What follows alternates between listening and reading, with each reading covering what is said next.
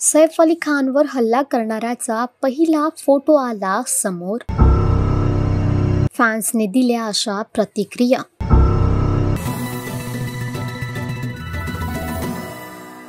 सैफ अली खानवर आज 16 जानेवारीला मध्यरात्री चोरट्याने हल्ला केला. या घटनेत अभिनेता गंभीर जखमी झाला आहे.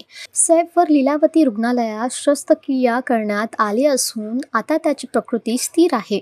आता ह्या प्रकरणातील एक महत्त्वाचे अपडेट समोर आले आहे. सैफवर हल्ला करणाऱ्याचा पहिला फोटो पोलिसांनी प्रसारित केला आहे. या सीसीटीव्ही फुटेजमधील एक फोटो पोलिसांनी प्रसिद्ध केला आहे. आरोपी मध्यरात्री 2:33 व 56 सेकंदांनी या सीसीटीव्ही कॅमेऱ्यात कैद झाला आहे. आरोपीबद्दल अधिक माहिती अजून आलेली नाही आहे. सैफवर झालेल्या हल्ल्या प्रकरणी मुंबई पोलिसांनी दिलेल्या माहितीनुसार सुरुवातीच्या तपासात असं दिसतंय की हल्लेखोराने चोरीच्या उद्देशाने इमारतीच्या फायर एस्केप पायऱ्यांचा वापर करून सैफ अली खानच्या घरात प्रवेश केला होता.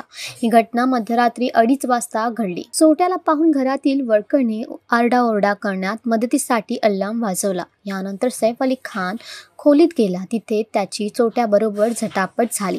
या दरम्यान त्याने सैफवर 6 वेळा चाकूने वार केलं. तसंच घरातील वर्कर जखमी झाले आहे. तिच्या हाताला किरकोळ दुखापत झाली आहे. त्यानंतर घुसखोर घटनास्थळावरून पळून गेला आणि त्याला शोधण्यासाठी पोलिसांनी 10 पथके तयार केली आहेत. तुमचं काय म्हणणं आहे या अपडेटवर आम्हाला कॉमेंटमध्ये नक्की सांगा आणि अशाच मराठी अपडेटसाठी आमचं चॅनल वायर मराठीला सबस्क्राईब नक्की करा.